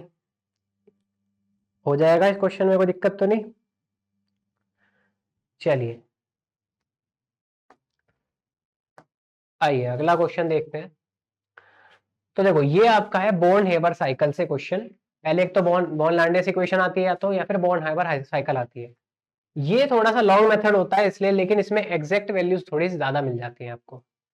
तो आपसे हीट ऑफ फॉर्मेशन पूछ रहा है। सबसे पहले तो कॉपर क्लोराइड बनाने के लिए मुझे करना क्या पड़ेगा, कॉपर सॉलिड को पहले मुझे कॉपर गैस में कन्वर्ट करना पड़ेगा, और फिर इसको कॉपर को आयनाइज करना पड़ेगा गैस फॉर्म में। तो मुझे देखो क्या क्या चीजें लगी। सबसे पहले मुझे डेल्टा एच लगा, किसका, यहां पर एटोमाइजेशन का, मतलब मुझे इसे सॉलिड से गैस में कन्वर्ट करने के लिए डेल्टा एच लगा। ठीक है, मैं इसे डेल्टा एच ऑफ ए लिख देता हूं। फिर मुझे यहाँ पर आयनाइजेशन एंथैल्पी लगी कॉपर को कॉपर +1 में कन्वर्ट करने के लिए। कॉपर के लिए इतना ही काफी था। अब मुझे क्लोरीन देखो क्या चाहिए। देखो क्लोरीन जो है वो गैस में है पहले से ही। सबसे पहले तो मुझे हाफ क्लोरीन चाहिए, है ना। पहली बात तो मुझे यहाँ पर जो क्लोरीन है इसको डिसोसिएट कराना है Cl में। पहले डिसोसिएशन एनर्जी लगी होगी मेरी, डिसोसिएशन एनर्जी ऑफ क्लोरीन। अब मुझे यहाँ से क्लोरीन मिल गया रेडिकल फॉर्म में। ठीक है, एक रेडिकल फॉर्म में मिल गया क्लोरीन। अब जो ये क्लोरीन रेडिकल फॉर्म में कन्वर्ट हुआ है, यहां से मुझे इसे Cl- में कन्वर्ट करना पड़ेगा, यानी यहां मुझे एंथैल्पी लगी होगी किसकी, इलेक्ट्रॉन एफिनिटी, जो कि यहां पर देखो ये भी दी गई है। अब क्या हुआ होगा, देखो कॉपर प्लस भी बन गया और Cl- भी बन गया। अब ये दोनों आपस में मिलेंगे और यहां से लैटिस फॉर्म करेंगे CuCl का, और इस टाइम पे लैटिस एनर्जी भी कुछ निकलेगी। तो चलिए अब मुझे अगर डेल्टा एच ऑफ फॉर्मेशन निकालना है तो क्या करना होगा। सबसे पहले इस फॉर्मेशन में, पूरे फॉर्मेशन में देखो मेरे साथ क्या क्या हुआ, इस पूरे फॉर्मेशन में देखो मेरे साथ क्या क्या हुआ। सबसे पहले मैंने डेल्टा एच ऑफ एटोमाइजेशन दिया कॉपर के लिए, फिर मैंने क्या करा, delta H of ionization enthalpy दी कॉपर को कॉपर +1 कन्वर्ट करने के लिए। फिर देखो देखो उसने क्लोरीन से Cl देने के लिए, देखो उसने क्लोरीन से Cl बनाने के लिए एटोमाइजेशन की एनर्जी दी है 121, लेकिन मैंने देखो हाफ यूज करा है, क्योंकि मैंने दो यूज नहीं करा है। दो यूज करता, अगर मैं दो क्लोरीन के आइटम्स को यूज करता तब ये बिल्कुल ठीक रहता, पर मेरे को यहाँ पर एक ही क्लोरीन का आइटम दिखा, तो मेरे को हाफ एनर्जी लगी डिसोसिएशन एनर्जी में। ठीक है, इसलिए मेरे को 2 से डिवाइड करना पड़ेगा। फिर तो एंथैल्पी देखो एक ही है, तो delta H of electron affinity. Last में फिर क्या हुआ मेरे साथ, लैटिस एनर्जी, जो यहाँ से कैलकुलेट, जो आपने यहाँ से देखी निकली, ये पूरा प्रोसेस हुआ पूरे फॉर्मेशन के टाइम। ये फॉर्मेशन का पूरा प्रोसेस रहा, जो आपने ये पूरा CuCl बनाया उसके लिए जो कहानी चली है, आपको ये सब चीजें लगी। बिल्कुल ठीक बात है। देखो यहाँ गैस लिखने की जरूरत नहीं है, क्योंकि ये ऑलरेडी सारे एटम्स गैस में ही है, कोई दिक्कत नहीं थी इसमें तो। और ये CuCl अब यहाँ पर सॉलिड बना है, फिर से क्रिस्टल बना है, तो ये लैटिस एनर्जी इसलिए रिलीज हुई होगी। जनरली जो जो एनर्जी आप देते हो वो पॉजिटिव में होती है, और जो निकलती है वो नेगेटिव में होती है। तो देखो आपने एटम में गैस में कन्वर्ट करने के लिए, देखो गैस में कन्वर्ट करने के लिए एनर्जी दी है, फिर आयन बनाने के लिए एनर्जी दी है, ठीक है, यहाँ पे क्लोरीन के लिए भी एनर्जी दी है पहले, फिर इलेक्ट्रॉन एफिनिटी मतलब नेगेटिव चार्ज उसने खुद पकड़ा, तो यहाँ से एनर्जी रिलीज हुई, और जब लैटिस बना तो भी एनर्जी यहाँ पर रिलीज हुई। समझ पा रहे हो? तो बस अब सारी वैल्यूज को रख दो, सारी वैल्यूज को एज इट इज रख दो, अब तो कुछ नहीं करना है इस क्वेश्चन में। ये पेंसिल ले लेते हैं। तो डेल्टा एच एफ, देखो एटमाइजेशन के लिए आपकी पहले 338 प्लस की एनर्जी लगी, आयनाइजेशन एंथैल्पी में आपकी 746 किलो जूल एनर्जी लगी, फिर डिसोसिएशन एनर्जी क्लोरीन की 121/2 ये लगा, फिर इलेक्ट्रॉन एफिनिटी देखो माइनस में, तो -349 ये एनर्जी रिलीज हो गई। ठीक है जी। फिर लैटिस एनर्जी कितनी निकली, -973। तो आपसे पूछ रहा है कि जब पूरा लैटिस बना तो उसमें आपको एनर्जी देनी पड़ी ओवरऑल, या फिर ओवर एनर्जी आपकी रिलीज हुई। तो यही आपसे फाइनली को पूछना चाह रहा है, और कुछ नहीं है इस कहानी में। तो जब आप सॉल्व करोगे ना इस पूरे को जब आप सॉल्व करोगे तो ये वैल्यू आएगी 177.5, वो भी माइनस का, किलो जूल पर मोल। ठीक है, यानी आपका ओवरऑल जो क्रिस्टल बना उसमें आपने एनर्जी जितनी दी उससे ज्यादा एनर्जी रिलीज हुई है, यानी ओवरऑल एनर्जी आपकी रिलीज ही हुई है। क्लियर है ये बात? अब देखो उसने कुछ दिया नहीं है इसमें कि किस में देना है हमें किस में नहीं, तो हम 177.5 किलो जूल पर मोल लिख सकते हैं। अच्छा, round off to nearest integer बोला है, ठीक है, तो round off to nearest integer हो गया -178 किलो जूल पर मोल।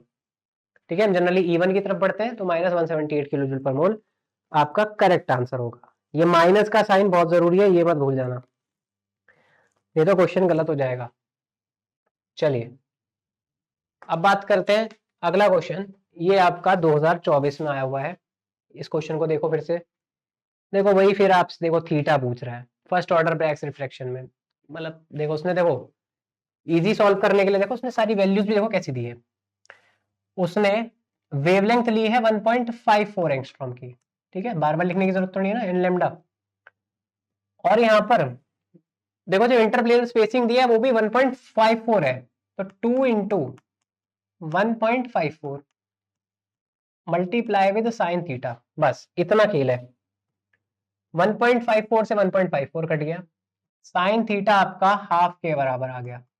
तो मुझे बताओ इस क्वेश्चन में कुछ भी नहीं था, थीटा क्या होगा, साइन इनवर्स ऑफ हाफ, और हाफ कब आता है थीटा पे, जब आप 30 डिग्री एंगल लेते हो साइन पे। ठीक है, तो आपका option A is the correct answer. Easy सा क्वेश्चन था बिल्कुल, कुछ नहीं करना था इस क्वेश्चन में, बस वैल्यूज भी उसने ऐसी दे दी, अगर वो थोड़ा सा कंफ्यूज करना चाहता तो ए वगैरह डाल सकता था, लेकिन उसने डी की ही वैल्यू दी और कुछ नहीं करना था इसमें। चलिए ये आपका अगला क्वेश्चन 2024 का, देखो जब आप पढ़ते हो ना सॉलिड तो आप ऑलरेडी, देखो ये है क्या एक्चुअली में, ये एक्चुअली में देखो ढंग से तो है क्या, ये SCP2D तो है कि नहीं, है ढंग से देखोगे अगर, ये SCP2D तो है, स्क्वायर क्लोज पैकिंग 2D, और इसकी पैकिंग फ्रैक्शन या फिर पैकिंग एफिशिएंसी आप ऑलरेडी निकालते हो 78.5%। कैसे निकलती है पैकिंग एफिशिएंसी, जब आप निकालते हो तो आप Z multiply with pi R square divide by A square, और एफिशिएंसी निकाल रहे हो तो 100 से मल्टीप्लाई करते हो। z देखो कैसे निकलेगा भाई, आप देखो ये क्रिस्टल की बात कर रहे हो, मतलब ये यूनिट सेल की बात कर रहे हो, तो इसमें देखो हाफ एट ये 1/4 एटम ये आ रहा है, 1/4 ये आ रहा है, ऐसे करके चारों 1/4 एटम है। तो z क्या होगा, 1/4 प्लस 1/4 प्लस 1/4 प्लस 1/4, यानी z आपका 1 ही हो गया। क्लियर है? फिर बस a और r के बीच में रिलेशन निकालना रह गया। कैसे निकालोगे? देखो अगर आप रिलेशन देखोगे इनके बीच में तो कैसे निकालोगे? तो a और r के बीच में यहाँ पर 2r है डायरेक्टली, यार ये तो बिल्कुल ही सीधा सीधा हो गया।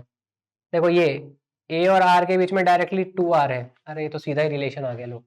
तो इसमें तो कुछ और भी नहीं करना लो, बहुत ही और भी बिल्कुल इजी था ये तो ये 1 is equal to pi R square, A क्या है आपका 2r के बराबर, तो आप इसे 4r स्क्वायर लिख सकते हो, r स्क्वायर से r स्क्वायर कट जाएगा,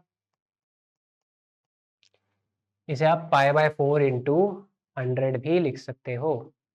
तो ये 78.53 के आसपास आता है अगर आप एग्जैक्टली मेरे से पूछोगे, तो ये एक्चुअली में एग्जैक्टली अगर आप पूछो तो 78.53% आती है। अब उसने देखो परसेंटेज में पूछा नहीं है, डेसिमल में, उसने बोला है नियरेस्ट इंटीजर बताओ जी। तो नियरेस्ट इंटीजर जब 78.53 आ चुका है तो आप क्या लिख सकते हो इसे 79%।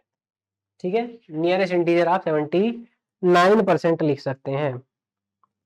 कोई दिक्कत तो नहीं इस क्वेश्चन में? वैसे 78.5 होता है, 78.5354 ऐसे ही कुछ होता है, पर आप वैसे तो 57 तक चली जाती है वैल्यू अगर आप थोड़ा सा सॉल्व करोगे तो, लेकिन आपका 79% ही आंसर आ जाएगा। तो इंटीजर आपका यहाँ से 79 होगा। क्लियर है ये बात? चलिए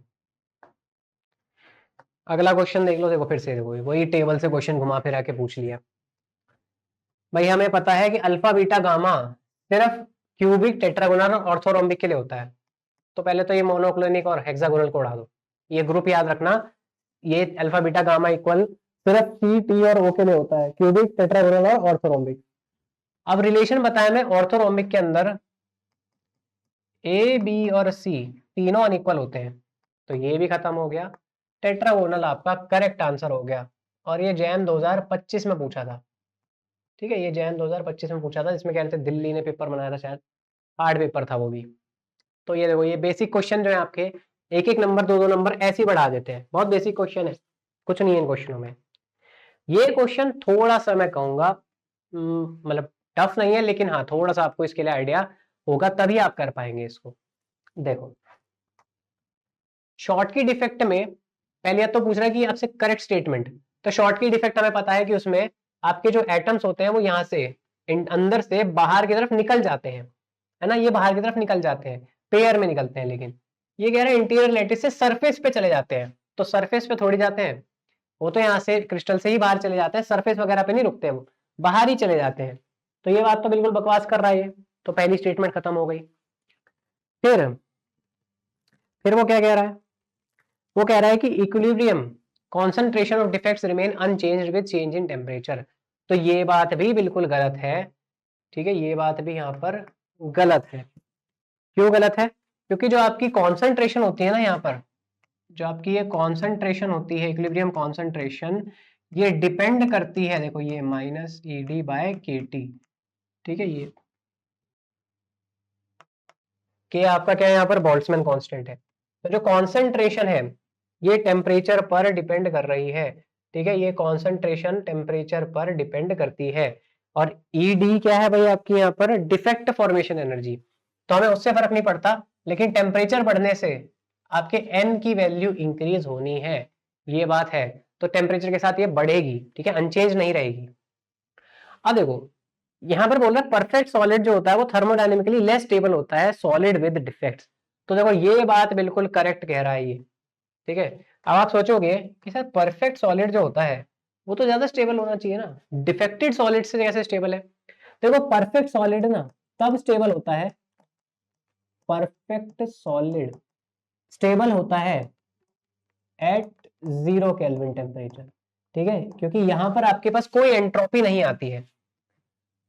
लेकिन जैसे जैसे आप आगे बढ़ते हो इसमें डिफेक्ट आने स्टार्ट होते हैं रियल सॉलिड्स में, जैसे आप थोड़ा सा टेम्परेचर बढ़ता है तो यहाँ पर अब इसकी स्टेबिलिटी यहाँ पर डिक्रीज हो जाती है। क्लियर है बात? जैसे जैसे देखो परफेक्ट क्रिस्टल में तो इसकी मिनिमम एंट्रोपी होती है, लेकिन जैसे ही आप इसमें डिफेक्ट इंट्रोड्यूस करोगे ना तो यहाँ पर एंट्रोपी इंक्रीज होनी स्टार्ट हो जाएगी, और एंट्रोपी इंक्रीज होगी अगर, तो कहीं ना कहीं आपकी जी की वैल्यू डिक्रीज हो जाएगी, क्योंकि हमें डेल्टा जी मालूम है delta H minus T delta S से। तो अगर आपके डिफेक्ट्स बढ़ेंगे तो एंट्रोपी बढ़ेगी और उसकी वजह से डेल्टा जी कम हो जाएगा, और अगर डेल्टा जी कम हो गया तो आप थर्मोडायनेमिकली साफ साफ बोल सकते हैं कि ये लेस स्टेबल होगा जो सॉलिड विद डिफेक्ट्स के साथ बात करोगे। अगर आप क्या बात समझ पा रहे हो? देखो 0 केल्विन पर तक तो चल जाएगा ये, लेकिन अगर आप टेम्परेचर की बात करोगे नॉर्मल रियल सॉलिड्स के साथ, तो वहां पर जब डिफेक्ट्स आते हैं ना तो वो थोड़े ज्यादा स्टेबल हो जाते हैं thermodynamically as compare to perfect solid, क्योंकि ये 0 केल्विन पर ही परफेक्टली यहाँ पर थर्मोडायनेमिकली स्टेबल होता है।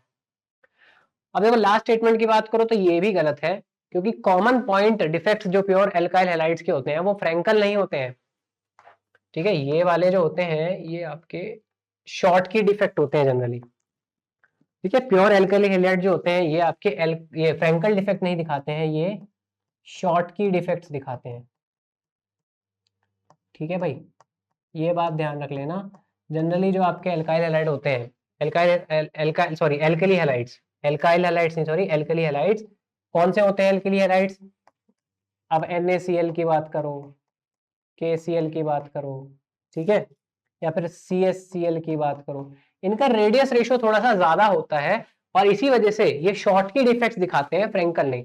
फ्रैंकल डिफेक्ट जनरली आपके ऐसे डिफेक्ट होते हैं जो लोअर रेडियस रेशियो में दिखाई देते हैं, जिनमें रेडियस रेशियो कम होता है, कोऑर्डिनेशन नंबर कम होता है। यहाँ पर कोऑर्डिनेशन नंबर भी देखो ज्यादा है, 6 कोऑर्डिनेशन नंबर होता है, 8 कोऑर्डिनेशन नंबर है, और रेडियस रेशियो की वैल्यू देखो तो यहाँ देखो ये ऑक्टाहेड्रल वॉइड में है ना, तो इसका रेडियस रेशियो 0.41 से 0.73 तक के होगा, और CSCl भी आपको पता है बॉडी सेंटर प्रेजेंट होता है, तो इसका तो 0.73 से 1 तक चली जाती है वैल्यूज। तो इसीलिए ये वाले जो होते हैं शॉर्ट की डिफेक्ट ज्यादा प्रेफर होता है इनका। क्या ये बात समझ पा रहे हो आप? चलिए, तो आप यहाँ पर सारे हमने क्वेश्चन देख लिए हैं सॉलिड स्टेट में, जितने भी अभी तक आए हैं आपके 2025 तक, और इसमें मेरे ख्याल से आपको सारे क्वेश्चन समझ में आ गए होंगे।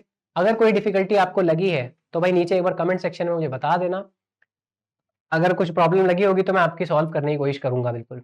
ओके, चलिए, तो अब यहाँ पर इस वीडियो में इतना ही। अगर आपको वीडियो पसंद आई तो भाई नीचे जाइए, लाइक का बटन है उस पर दबाइए, उस पर क्लिक करिए और अपने दोस्तों को भी प्रीवियस ईयर्स को शेयर करिए, ताकि वो लोग भी थोड़ा सा सीखें कि भाई क्या क्या क्वेश्चन आपसे पूछे गए हैं या फिर किस तरह से उसको सॉल्व किया जा सकता था।